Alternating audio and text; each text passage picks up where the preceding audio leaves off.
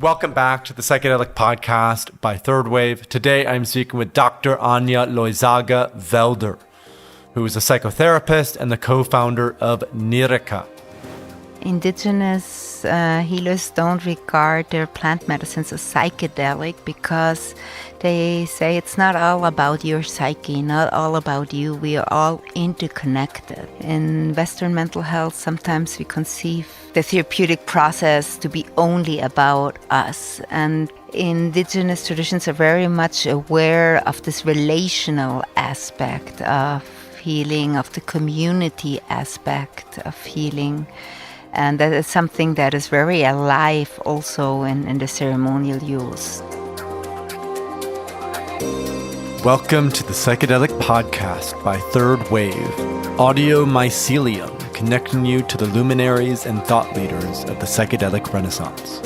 We bring you illuminating conversations with scientists, therapists, entrepreneurs, coaches, doctors, and shamanic practitioners, exploring how we can best use psychedelic medicine to accelerate personal healing, peak performance, and collective transformation.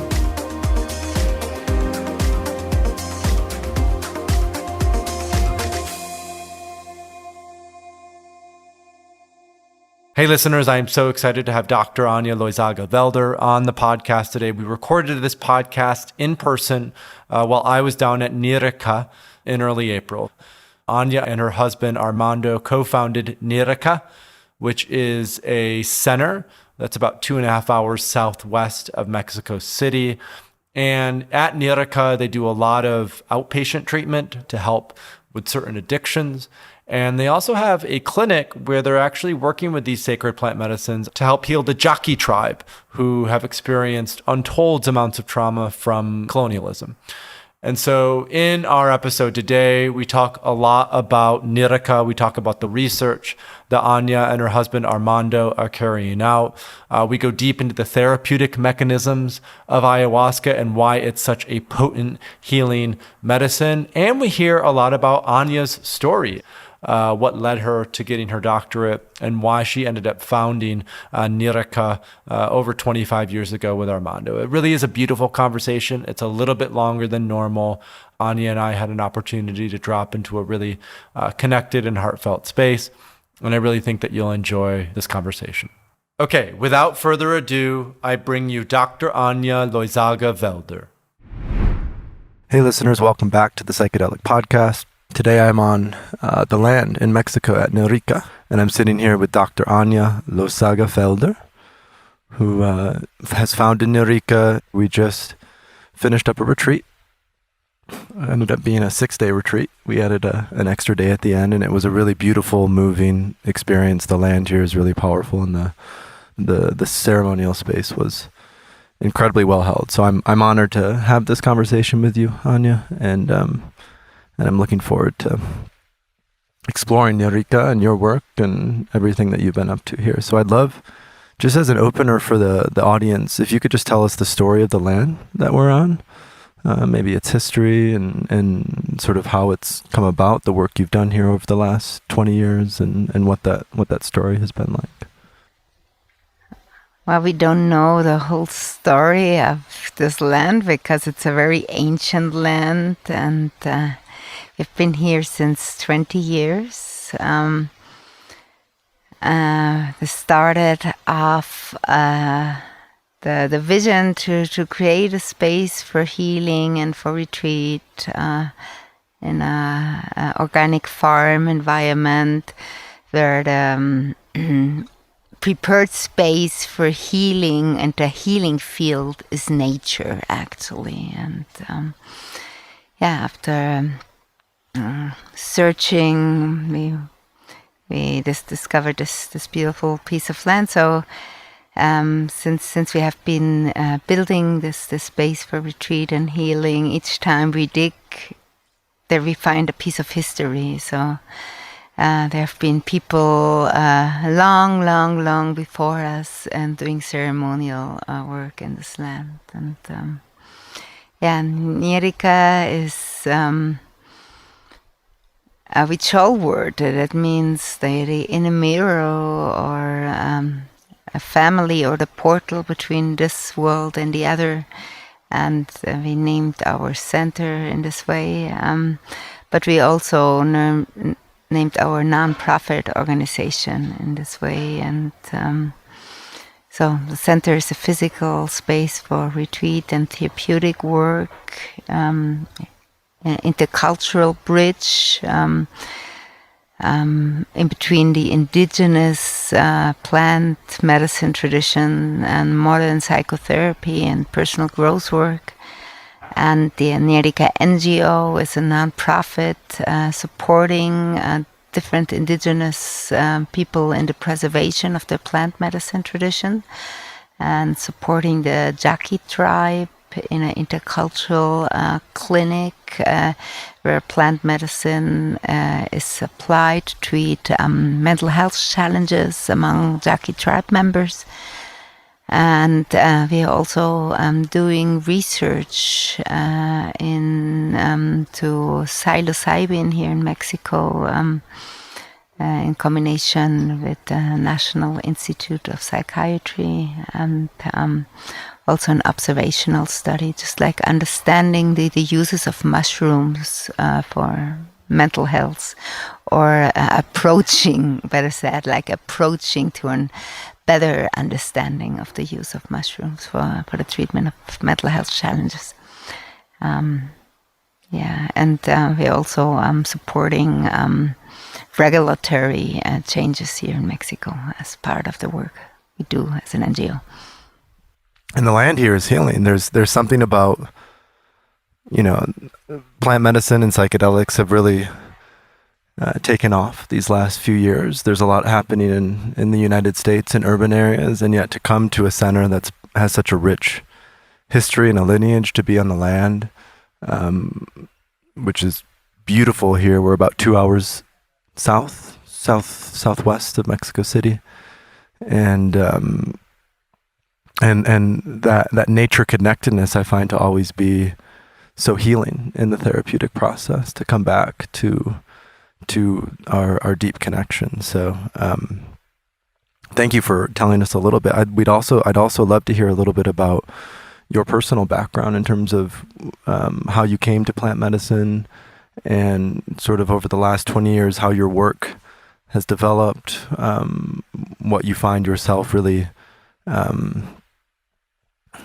motivated by and inspired by in doing this work. I'd love to hear a little bit more about just your path and your story.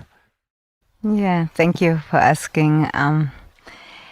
I grew up in Germany, being a daughter of a Mexican mom, German dad, and my grandmother was very much into natural healing. So since childhood, we had this approach to natural medicine as an option for healing. Growing up, my neighbor's dad studied with Stanislav Grof, and he shared about what he had studied, and he shared some of his books, which very much inspired me. At the same time, we had interest learning more from indigenous traditions also, and their wisdom. And I think this is something that has to do with my Mexican roots, trying to understand the indigenous roots of healing, and the connection with plants for healing. And in this process, a dear friend of mine went through a deep spiritual emergency that led him to a suicidal attempt, and that brought him into a psychiatric hospital. So accompanying him, I was confronted with the limitation of Western mental health knowledge and really supporting such a delicate process of such a dear friend.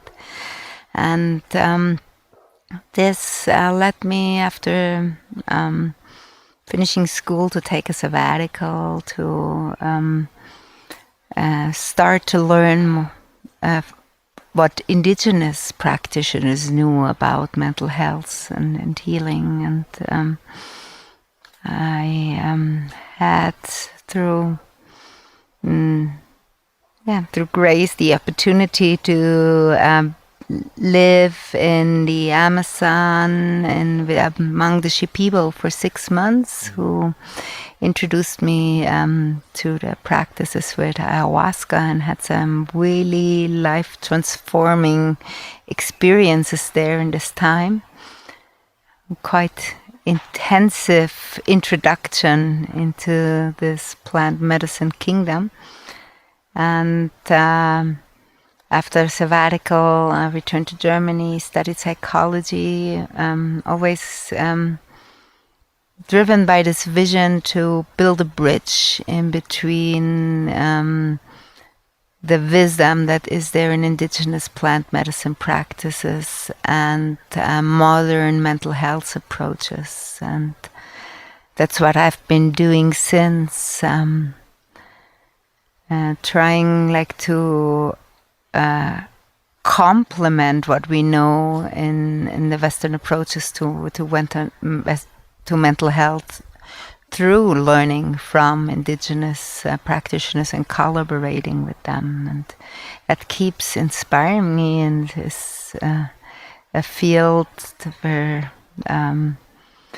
each time I dive in, I discover so much I still have to learn also in this area.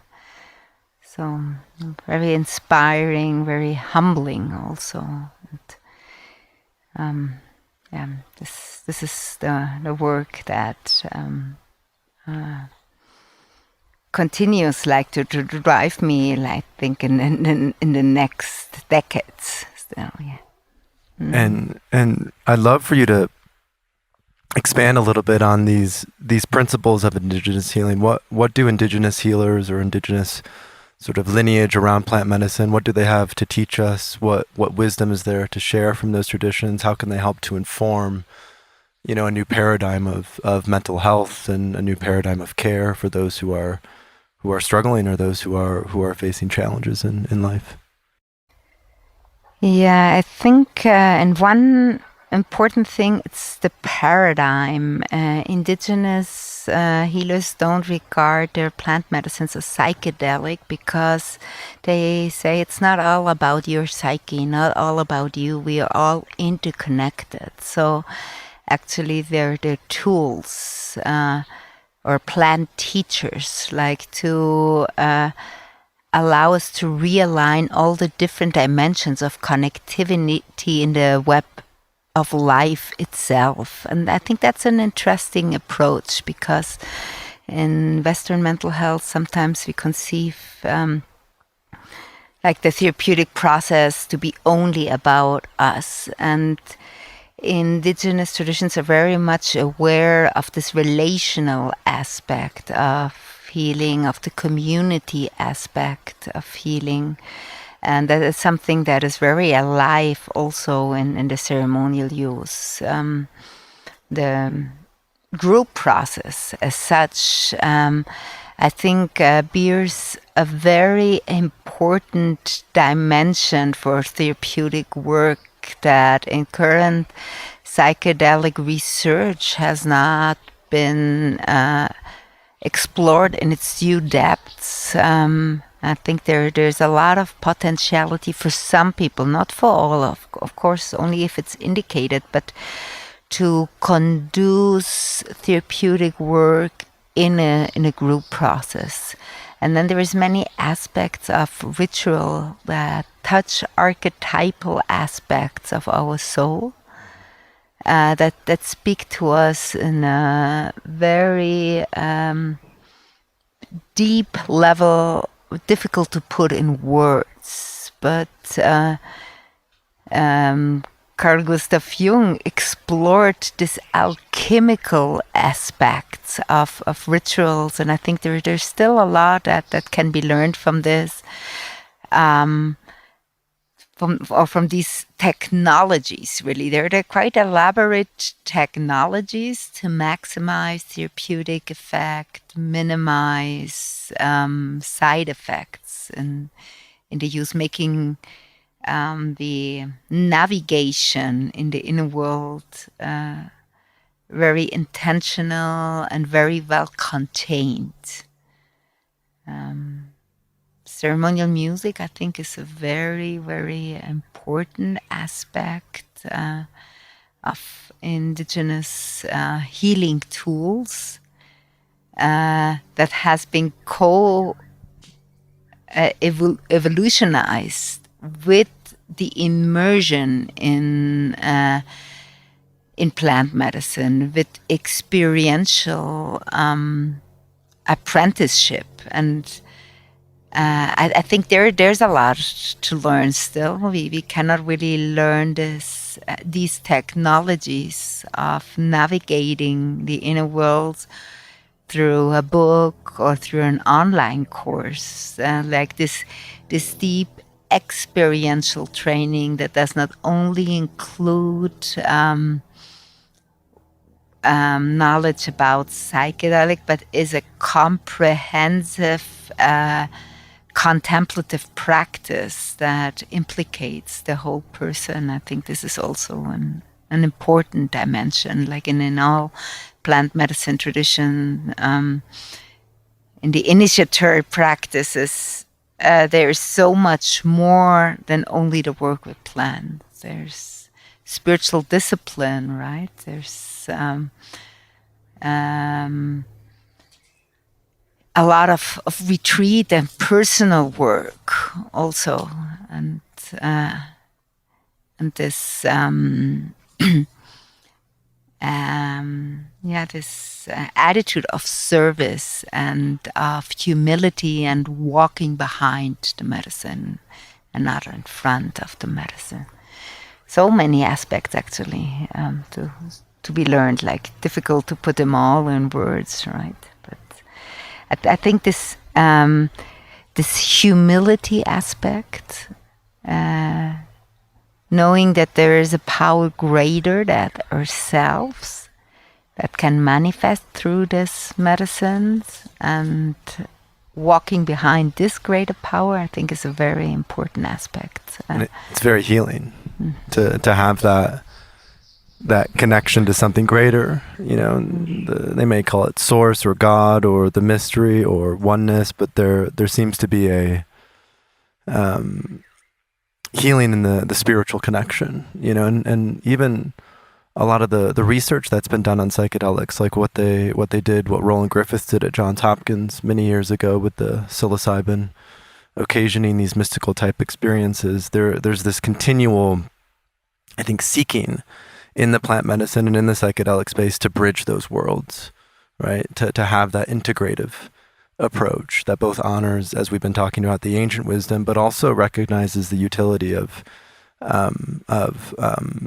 sort of a modern approach. There's no either or. It really is a both and coming together for those. And I think that's, you know, you talked a little bit about your background, and you have a doctorate, a Ph.D. Could you just tell us a little bit about your sort of academic training and what you discovered in that process of going through the more Western academic system, and what knowledge and wisdom from that are you bringing into the work here at Nierika and with the Yaqui and on this land? Yeah, thank you for asking this.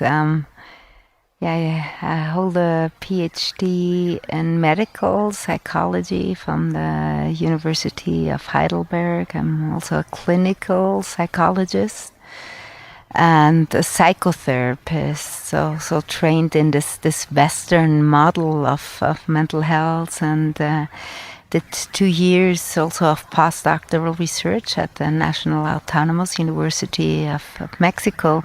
So my academic work, my doctoral and postdoctoral research, was centered in exploring the therapeutic potential of ayahuasca in the treatment of addiction, eating disorders, and other mental health challenges, and trying to understand the mechanisms of change. Like, what are those mechanisms in a well-guided and well-contained plant medicine ceremony that bring about therapeutic change. And why does it not happen in some cases? How can it be supported optimally by Western psychotherapeutic processes in terms of preparation and integration? So this is like what my academic work was mainly focused on: qualitative studies, observational studies. Was that with the Shipibo when you were there on sabbatical? Did that inform some of then the postdoctoral work that you went into? Yeah, that was before I even studied psychology, like my sabbatical. That was personal experiences that, of course, informed my approach towards plant medicines. If I would have not had those personal, in-depth experience, I would have approached them in another way. And this personal experience also inspired me of exploring the therapeutic potential of ayahuasca in a scientific way. Yeah, but that was much later. Where I interviewed people in all kinds of different ceremonial contexts. Not just Shipibo, but not only Shipibo. The different ceremonial contexts that had brought upon healing, right? And that was an important question also, like which container is more conducive to bring about therapeutic change.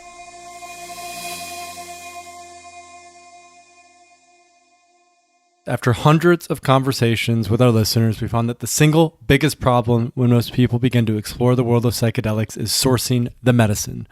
So we've developed a creative solution: Third Wave's Mushroom Grow Kit and video course. Just go to thethirdwave.co/mushroom-grow-kit and use the code 3WPodcast to get a $75 discount. I've experimented with a lot of different grow kits in the past, and this one is seriously next level. We've partnered with super nerd mycologists to make this the simplest, easiest grow kit possible. It's small enough to fit in a drawer, and most people get their first harvest in 4 to 6 weeks. You get everything you need right out of the box, pre-sterilized and ready to use, except for spores, which we can't sell for legal reasons. And speaking of legal issues, growing your own mushrooms for quote-unquote scientific purposes is 100% legal in 47 states. You can have your private supply of medicine without the risk. Our course also comes with a step-by-step high-quality video program showing you exactly what to do when you receive that mushroom grow kit. No blurry photos or vague language. You'll see exactly what to do each step of the way. Yields range from 28 to 108 grams, so this more than pays for itself in one harvest. Plus, you can get up to 4 harvests per kit. This is the simplest way to get a reliable supply of your own psilocybin mushrooms. Again, just go to thethirdwave.co/mushroom-grow-kit and use the code 3WPodcast to save $75. The number 3, the letter W, podcast to save $75. One thing we've talked a little bit about is the research that you're doing, and we've started to touch on it a little bit here in this interview, but just to further flesh that out, I've heard you talk about two studies in particular. One is with psilocybin mushrooms, the whole mushroom, and the other is with, I believe, at the clinic you have here with the Yaqui, and doing research on not just psilocybin mushrooms, but plant medicine, sacred plant medicine, and how that helps the process. And I'd love if you could just flesh that out a little bit. What questions are you exploring through your research? What observations have come through that research? What are some of the hypotheses that you're exploring in that research? I would love to hear more about that. Yeah, thank you. About the first research project around psilocybin mushrooms, this forms part of a multidisciplinary larger research group aiming at exploring the therapeutic potential of the mushrooms from different perspectives.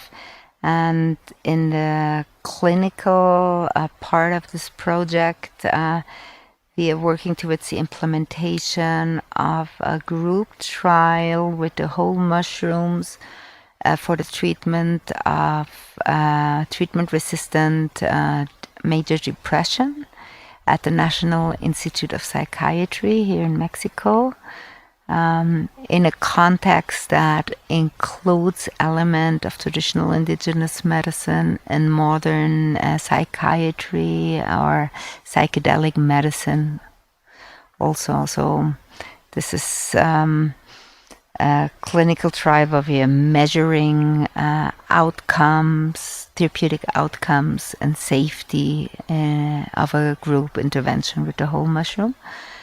And we are supporting also the Yaqui tribe. This is the other research project that you asked me about, in the implementation of an intercultural clinic for the treatment of diverse mental health challenges and addiction. And in this clinic, there are indigenous ceremonies with ayahuasca, with the bufo, with peyote. There's also group psychotherapy, there's individual psychotherapy, there's sweat lodge, and there's community work. So the research project that we're doing in collaboration with the therapeutic team, the Yohara therapeutic team, is measuring the efficacy and the safety of those interventions. And also in this preliminary state of this pilot therapeutic project, the research aims to improve the therapeutic interventions complementary to the plant medicines. So to support in a better way the patients each time in their healing process. And we have quite impressive preliminary outcomes so far, and really learning so much of the power of community as a very important therapeutic factor. And as this is not a clinical trial, but an observational study of a therapeutic project that is actually taking place, we are learning a lot also about the processes of healing and of recovery. Sometimes it's not one single application that brings transformation. Some participants need 2, 3, or 4 ceremonies in order to complete the process, right? And we're learning about spacing in between those interventions, about how to support the integration processes in a more sensitive way. Sometimes it's through structured group work, but also complemented with individual therapeutic applications. So it is a very, very inspiring project that Yaqui community brought into life there, and we feel honored to support them with this research part. What are some of the challenges that is it the Yaqui? Mm-hmm. Is that the correct pronunciation? What are some of the challenges that they faced around not only mental health and healing, but also water rights? What are some of the challenges that they face just being indigenous people on this land in this time and place? Bring us a little bit deeper into what's going on with the Yaqui here in Mexico, and how the plant medicine is helping to heal the community. Yeah, thank you for asking this. As sadly, many indigenous communities on this planet, also the Yaqui, are suffering intergenerational trauma as a consequence of colonialism and stepping on their rights and stepping on their origin. So there's centuries actually of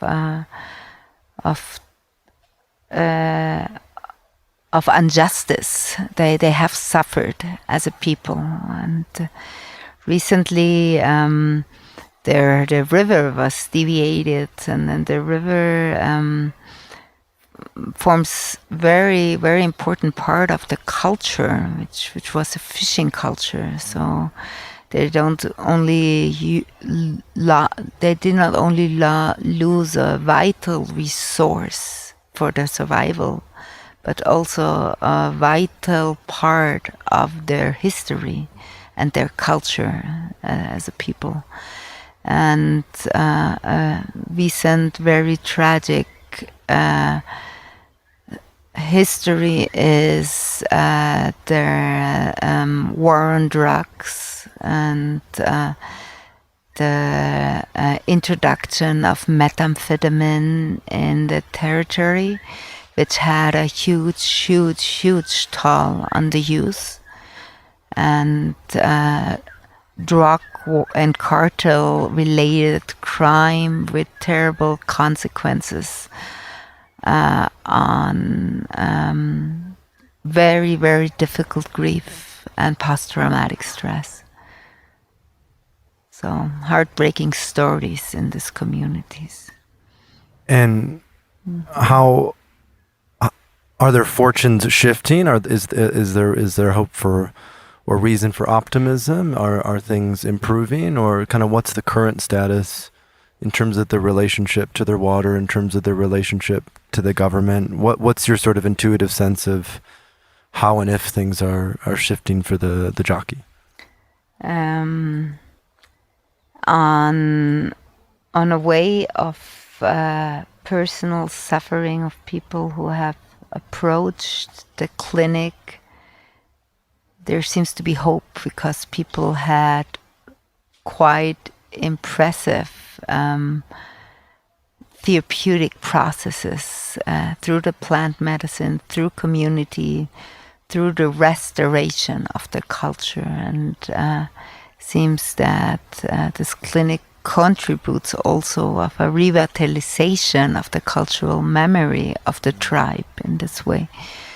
And people are regaining their strengths and their identity to defend their rights, to make their voices heard. So hopefully this will eventually also lead to political changes that will contribute to greater safety in the tribe and the recovery of the water and the water rights, and the restoration of the health in the tribe. But I think it's a longer process. Or maybe more of a beginning of a journey rather than the middle or the close. I mean, in some ways, right? In some ways, this has been going on for generations, and in other ways, maybe I think this is what inspires a lot of people who work with plant medicine, sacred plant medicine, and psychedelics. Is they seem to be a tool, a technology that offers hope for a better future. A future that is more in touch with the land, in touch with nature, in touch with community. So much of what we've talked about today, and even here on the land, is, as you mentioned, the importance of relating, and that we as beings are relational, and restoring that relationship to self, to nature, to community, to our lineage. There's a lot of healing in that restoration of our relationship. Yeah, and I think psychedelics have been also a tool for for creative management of crisis, to find new solutions, and in this way also like collective new solutions. And what is really beautiful on this clinic is that many of the elders of the tribe participate in the ceremony and are there to support the young people. And I think there's hope when things like this happen. It takes generations sometimes. I had a conversation with Paul Stamets on the podcast maybe 6 months ago or so, and he mentioned, that it's not just a single generation, but sometimes it takes 3 generations, or sometimes it takes 7 generations, for the sort of recall, for the remembrance. And, one, I guess, silver lining, if there is a silver lining, is the indigenous people have been cut off for many generations from this medicine. And we, as even a Western culture, it's been, I kind of go back to ancient Greece. It's been maybe 50 generations, 60 generations since the more Western model has been really in touch with these medicines. So this process is slow. This process is emergent, and there's certainly an urgency to it. It feels like there's sort of the time is now. There's a reason that these medicines are coming back, and like we've talked about, they offer a glimpse of hope for a future that's more connected, that's more relational. We've talked in the podcast a lot about let's say the legal landscape in the United States. So our listeners have a lot of context in that. I'd love for you to tell us a little bit about here in Mexico politically, what's happening with sacred plant medicine, what's happening with psilocybin mushrooms. I saw a recent story, I think a couple weeks ago. There was an ayahuasquero, Don Jose Campos, who was, I believe, released from prison. I believe that was through the ADF, the Ayahuasca Defense Fund, as well as, if I'm not mistaken, here there was some support from Nierika as well, from you and Armando.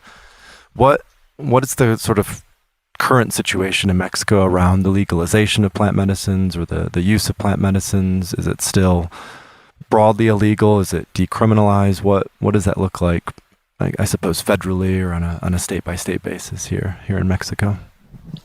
Yeah, sadly, plant medicines don't have the status they would merit to have in a country with the richest flora and fauna and cultural traditions of medical knowledge around the plant medicines. So the legal situation of plant medicines is a little tricky because psychedelics are Schedule I substances throughout Mexico.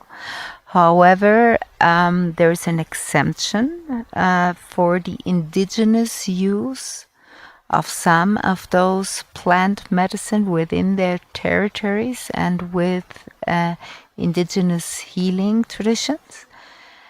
And ayahuasca is not scheduled in Mexico as ibogaine and iboga is not scheduled.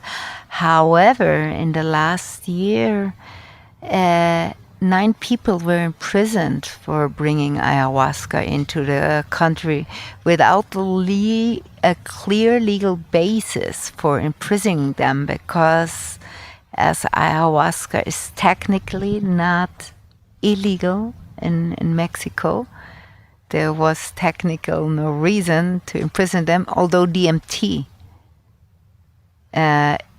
is on the list of scheduled substances. But ayahuasca is not DMT. It only contains DMT, as myself contain DMT, and many other mammals contain DMT, and many plants that are used in Mexican traditional medicine contain. So it has been tricky. It has been very arbitrary. Sadly, of those 8 people, only Jose Campos has been released. There's other people still in prison, some of them indigenous healers, authentic indigenous healers. That is very, very sad. And we are supporting the Ayahuasca Defense Fund, as Nierika, in the defense of those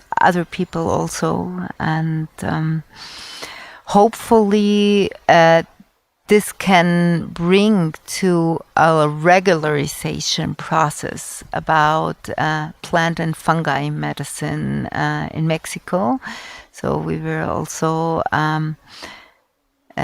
supporting this process on a more federal level. There's a senator in Mexico proposing a legislative bill for the rescheduling of plant and fungi medicine to make them available for therapeutic use and for research.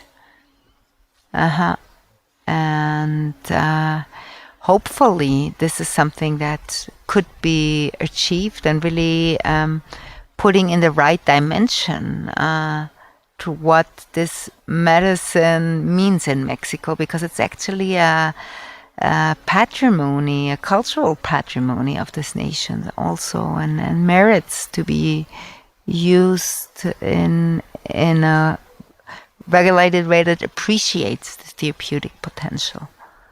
What can you tell us a little bit more about what happened in the case of Don Jose Campos in terms of, I mean, he was arrested for bringing ayahuasca into the country. What was the argument made? Why was he released? What sort of precedent might that set for potentially the others that still find themselves in prison? Is there hope that this will be a precedent that's set that will lead to greater freedom, or is it too early to tell at this point in terms of what it could mean? It is a little too early. He was released on the base that he believed that ayahuasca was not illegal in Mexico, as in Peru it's a cultural patrimony of indigenous people. And on this base, he was relieved, but the judge stated that ayahuasca was illegal, which is kind of arbitrary from the perspective of the lawyers who are specialists in this matter here in Mexico. So we have this situation now where there needs to be a regulation established. It seems that there is maybe also justified fear of the government that there is a too widespread use of ayahuasca, not always in the best containers. And that could lead to harm in people, and that's a fact. There is a widespread use, and not all of the people offering ayahuasca ceremonies have the preparation of doing this in a safe way, or not all of them are ethical, and not all of them really support also the sustainable growth of ayahuasca in their cultures of origin. So in this way, there is a justified concern, but definitely prohibition would not be an answer. I think would make things much, much worse in the sense, because people are in a legitimate search for healing, for conditions they have not found relief from in Western therapeutic approaches, right? And people are in a legitimate quest of personal growth and of spiritual development, which is all necessary aspects of the human being. So we very, very much hope that this legislative bill, which is very well thought through, has been really got good advice that found open ears to elaborate this advice. So we really very much hope that this legislative bill will find support.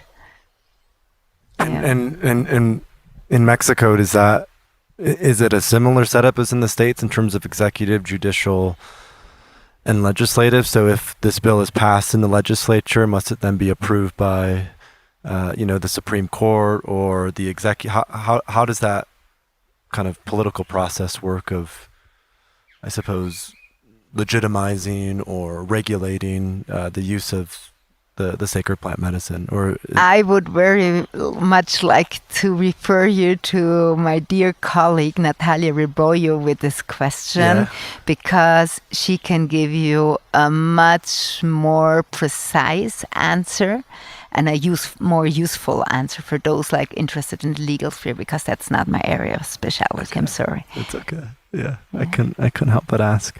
So one other thing I'd love to touch on is your work at CIS. As a faculty at CIS. We were sitting at lunch yesterday and talking a little bit.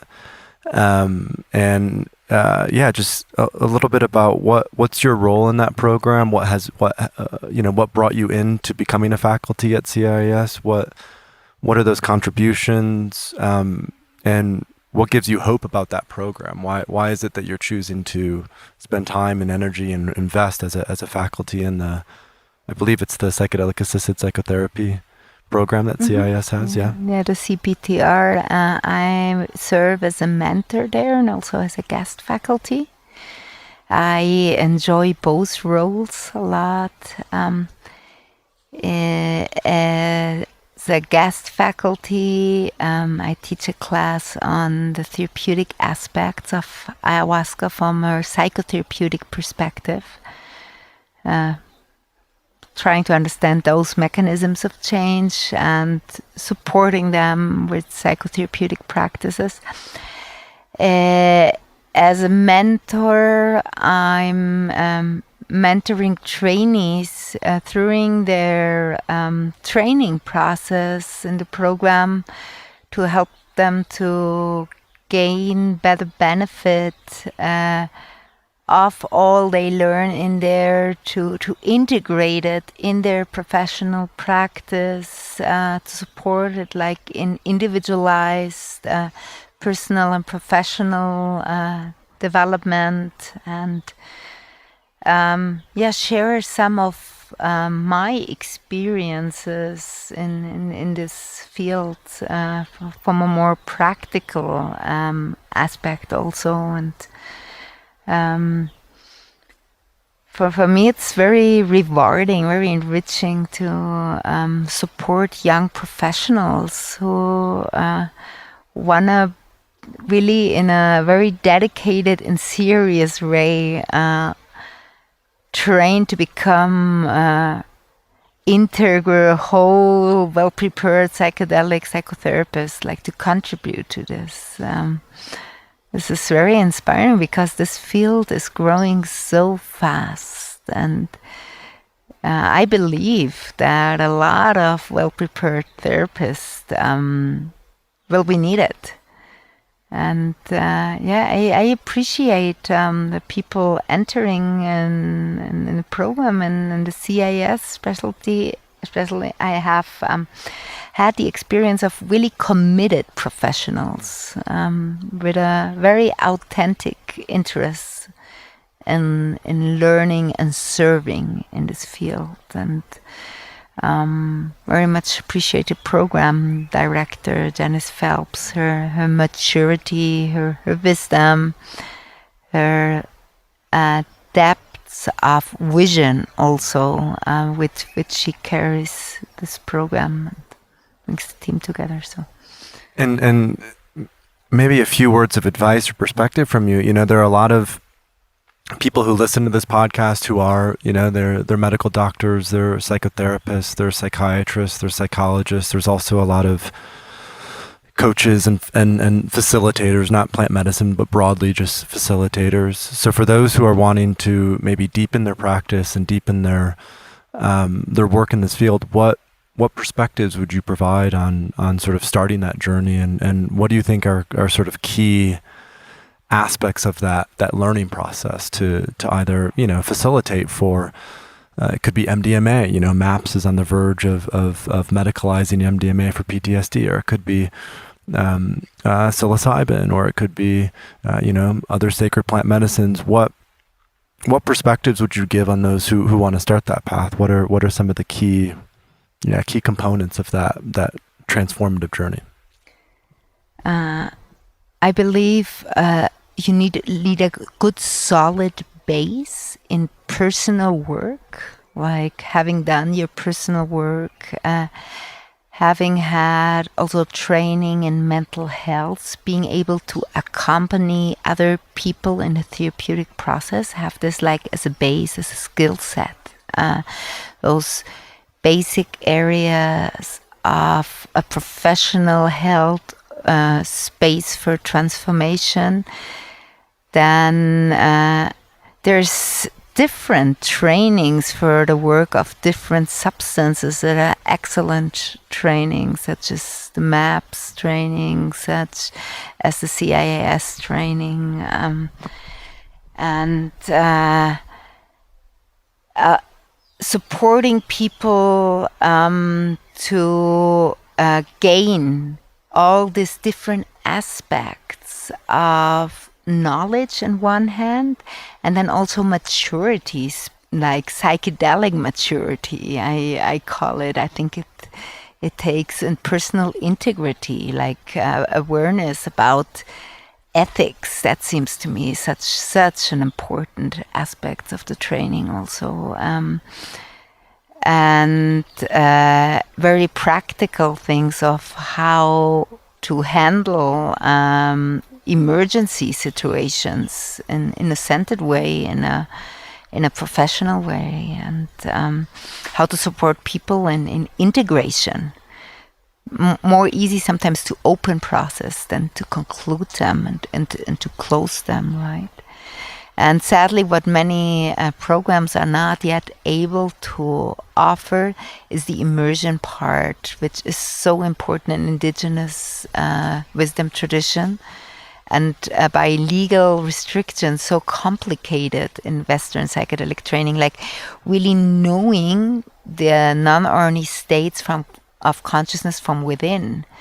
So, well, there's other legal practices for navigating non-ordinary states of consciousness, such as it's not the same in like breath work, right? Exactly, Like it's not the same, but they are approaches. Right, they're approaches. It's better than not having any experiential training. Absolutely. And then I feel another aspect that all those programs still need to develop is well-held supervision, intervision, and continuous education, because you never end to learn in this field. That is something that is continuing demanding from you, and always checking in about your integrity, about your ethics, about personal developing challenges that this work may open up for you. And I think in a continued circles of intervision and supervision, this could be contained in a well structured way. It really is the start of a journey. I remember I had my first experience with psychedelics when I was 19 with LSD, and it was really like a before LSD and after LSD type of shift. And of course, at that time, I thought, oh, this is, it's a new beginning. And 13 years later, it continues to unfold. There's no end point. There's no destination with this. There's a continued deepening. There's a continued sort of awareness. There's a way that the world in general it's rich, it's alive, it's emergent. It never stops. Right. And so being practitioners in this space, there's always a sense of adapting to the new while rooting in the ancient, right? Like having that as an anchor. We have a training program ourselves. And so as part of that, we do a 6-day intensive in Costa Rica. So we go down and we work with psilocybin mushrooms at a place called Brave Earth in Costa Rica. And what I always tell our students is, the process of inner transformation, right? That sort of sense of cultivating depth, integrity, gnosis through these experiences allows for us as facilitators, as coaches, as guides, whatever sort of label we put on it, to show up with more the capacity to hold more complexity, right? The capacity to hold paradox, the capacity to be with all of the sort of richness and uncertainty of life in a way. And that I think presence that's cultivated through the medicine work is so essential to this sort of emergent field of space holding and facilitation and coaching and all these sorts of things. I completely agree with what you just said. So one element we didn't touch on is the therapeutic mechanisms of ayahuasca in this work, in the healing work, and I'd love for you to just explore that with us. Tell us a little bit about what are those therapeutic mechanisms. Why is ayahuasca such a healing medicine? What sort of healing and transformation occurs in that space with ayahuasca? Yeah, in a nutshell, ayahuasca is one of these big medicines because it works on the physical level, on the emotional level, on the relational level, on a cognitive restructuring level, and on the spiritual level. So it really touches those different dimensions of the human beings that go sometimes out of alignment in disease or not well-being, and that can contribute to an integral personal growth if they're realigned. So one of the important healing properties of ayahuasca is that it is a purge, but a conscious purge also, of removing toxins, physical toxins, emotional, relational, spiritual, cognitive toxins that we have put into our system. So ayahuasca, by being so physical, can release those things that are an obstacle to our well-being, and like this allowing more this innate healing wisdom to research from within. So many people have complementary to this throwing out, they have other ways of living the purge, like in physical shakes, which is known like one of those great therapeutic mechanisms in trauma therapy, like trembling was a way to shake off emotions that are stuck in the body of traumatic events or events that just brought us to space of disconnection, and also emotional catharsis, like being able to release, to cry, or experience joy and ecstasy, something that we may have not allowed ourselves to experience, or experience our body in its fullness.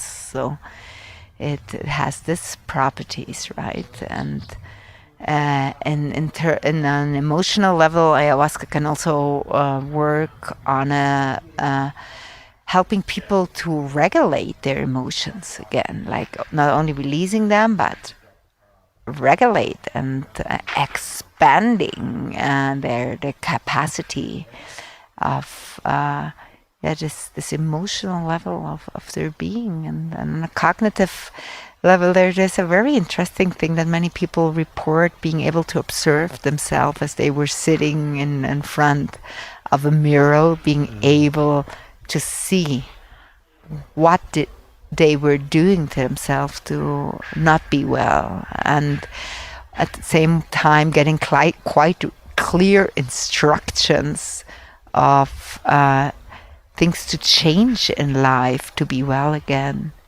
There's like an objective awareness in confronting the shadow, right? When I find ayahuasca to be, we talked about some of the medicines, MDMA and psilocybin and even bufo, and ayahuasca has, it comes from the deep Amazonian jungle. It has this sort of capacity to go in and intuitively know what needs to be released, what needs to be opened up, what needs to be healed. And it almost feels like in experiencing the depths of our shadow, like you said, there's sort of a transcendent light that opens up, where people who maybe have suffered for years or decades, they're given a glimpse of what it means to be well and what it means to be whole and what it means to be free, sometimes for the first time in maybe their entire lives. And it's very powerful that way. It's very much a master teacher in that way.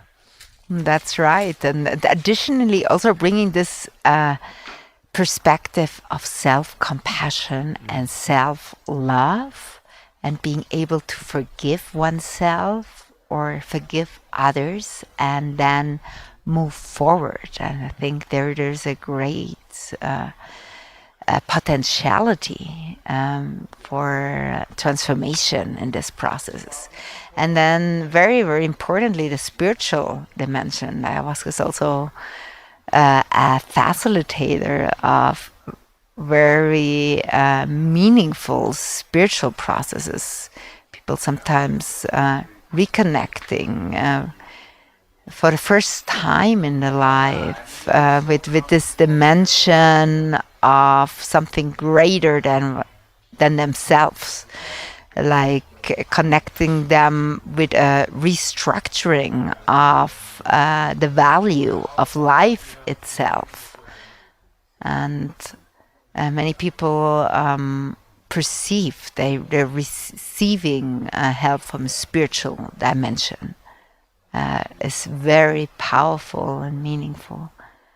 And then I think another important dimension of experience is when people are confronted with their own death, that oftentimes really leads into transformation, like being able in the sight of their own death, being connected with the value of life.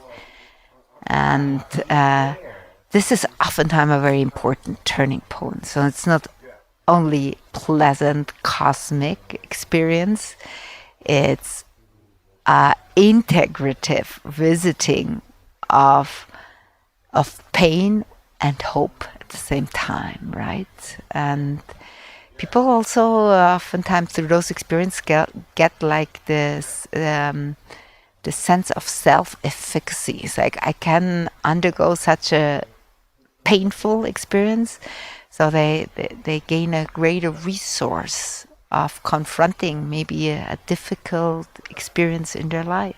There's like an agency almost. We remember our power as creators, and when we're put back in that center, it's very vitalizing, enlivening, and that I think that agency, that choice, right? Recognizing that there is a choice often is a path of hope and optimism for those who for so long have felt maybe in a cage or constricted or oppressed even. That remembrance that these sacred plant medicines bring, that to me has always been the most powerful aspect of them. That like seen through the veil of death, the illusion of death often opens up this incredible spaciousness for living.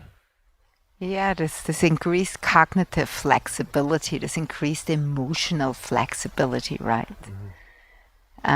And being able to open up a completely new perspective. Another dimension that I touched on briefly, this relational dimension. Many people revisit significant relationships in their life and realize things they can do to shift those relationships, coming out of this space of being a victim, of being able to take accountability for things they can help. They can help to do to create a significant shift, right? And I think that's very, very important. And I'm astonished by the preciseness of many of the insights received. Of course, there are not only precise insights, and I think that's the part where the integration is so important, right? Because sometimes it's good to have all the experience settled before taking like an important life-changing step and being able to understand what this experience was about. Yeah, the contextualization, because so often when I sit in ceremony, there's a lot of insights, there's a lot of messages, there's a lot of downloads, and so often in the integration process, it's sort of a sifting through, a process of discernment, and that's where having therapeutic support or having a facilitator or a coach who can help to guide you into that. So then it's not just another experience, but it really is something that becomes embodied and becomes sort of settled in the new psyche or the new way that someone decides to navigate life and existence.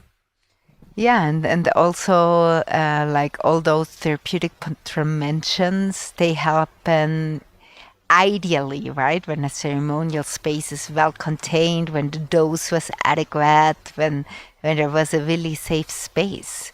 But not all people have the opportunity to experience an ideal ayahuasca experience.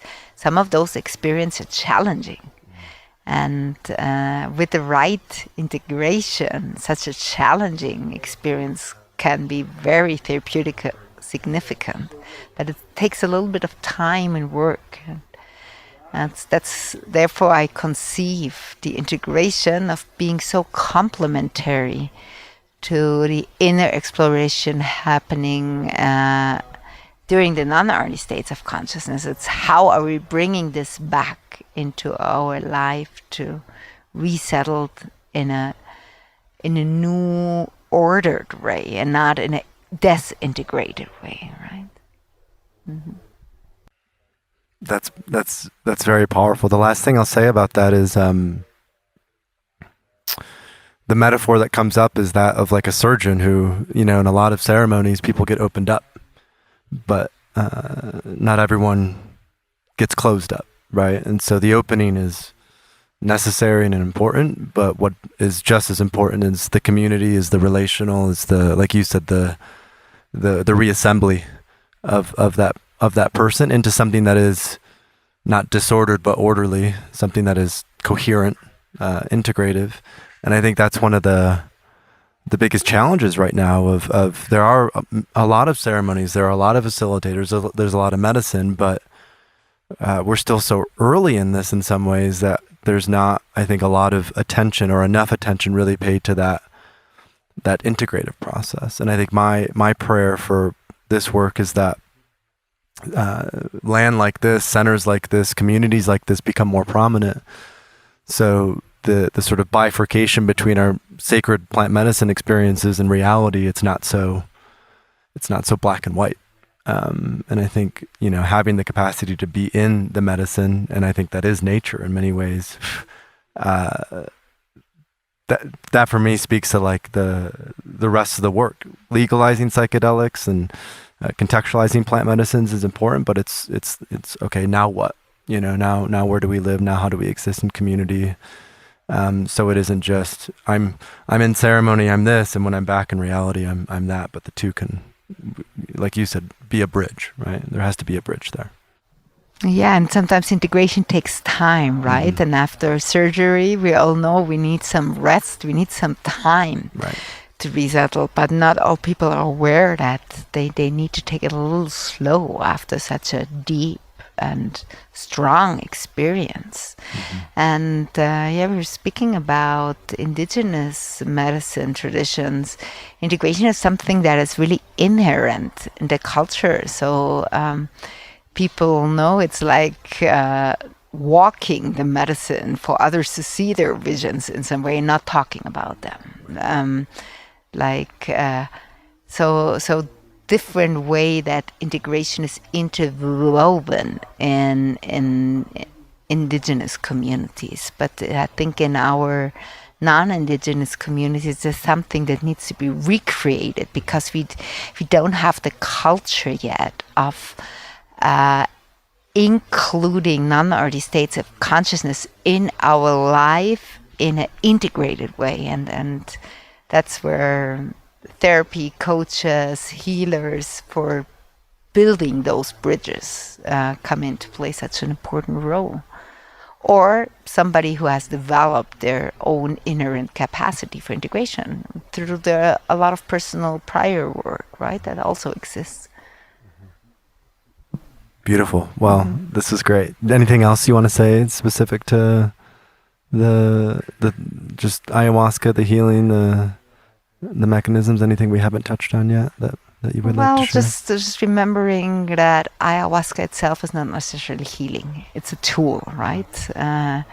So as a tool, if it's in the right context, with the right preparation, with the right integration, it can be a very powerful healing tool.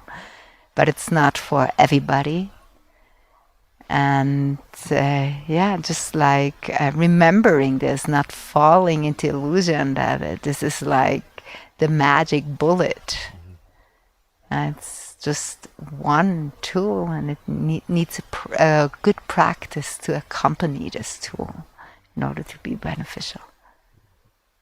So I'd love to end on a great note. Something we've talked a lot about here on the land is the power of prayer and the importance of prayer. And I'd love for you to just tell us a little bit about what's your sort of prayer for the land? What's your prayer for this work? What's your prayer for the sacred plant medicine? Kind of what intention, what energy are you holding as a sort of space for what's emerging within your work, within the broader I support field? Like how does that all come together for you in sort of an intention, I suppose?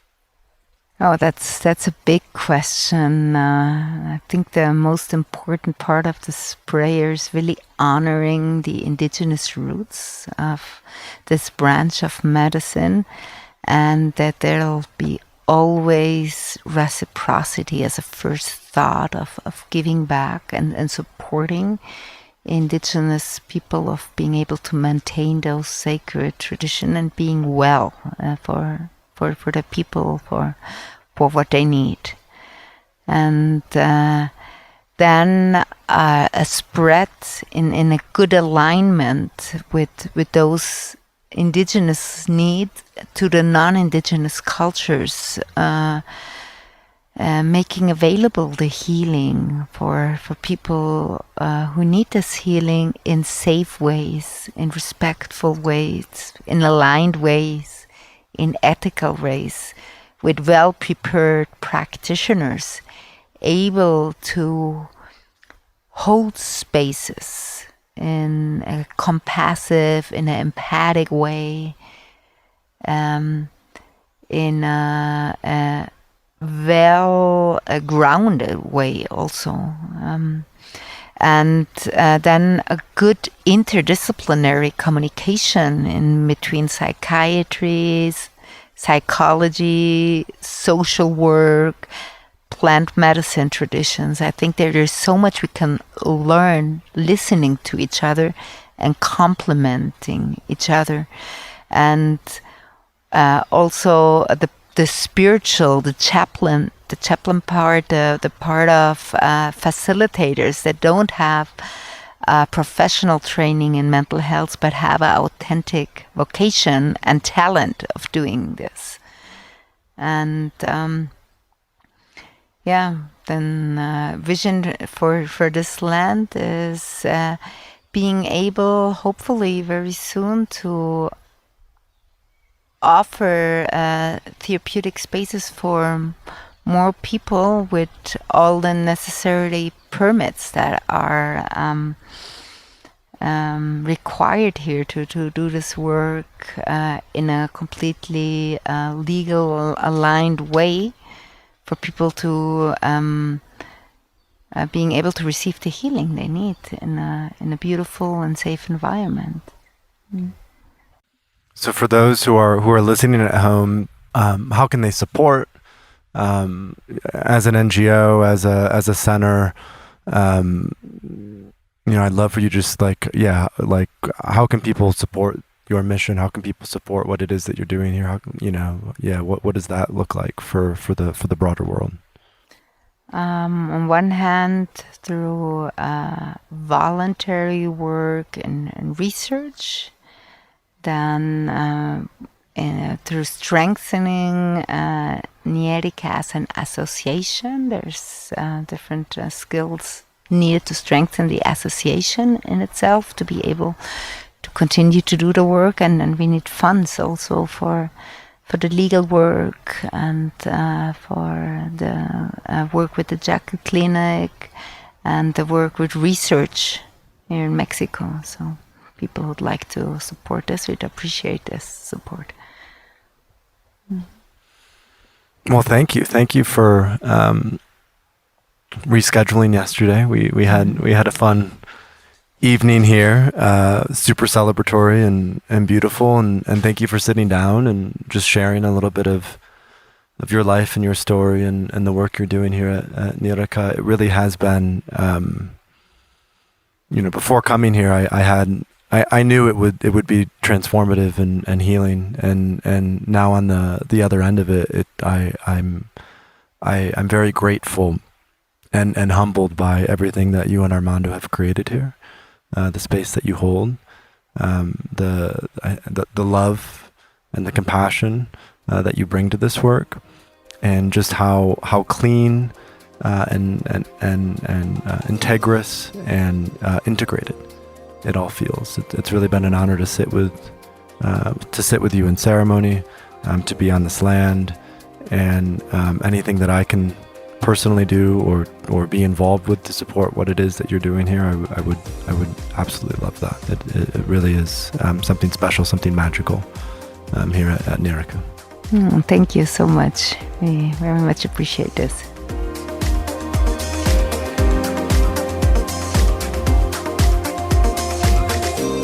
Hey folks, this conversation is bigger than just you or me, so please leave a review or comment so others can find the podcast. This small action matters way more than you can even imagine. You can also go deeper into this episode at thethirdwave.co/podcast, where you'll find full show notes, transcripts, and all the links that were mentioned in this conversation. To get weekly updates from the leading edge of this third wave of psychedelics, sign up for our newsletter at thethirdwave.co/newsletter. You can also find us on Instagram at thirdwaveishere, or subscribe to our YouTube channel at youtube.com/thethirdwave.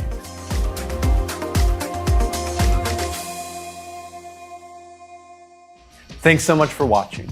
If you want to stay up to date on the third wave of psychedelics, subscribe to this channel and visit thethirdwave.co, where you'll find plenty of free resources on intentional and responsible psychedelic use.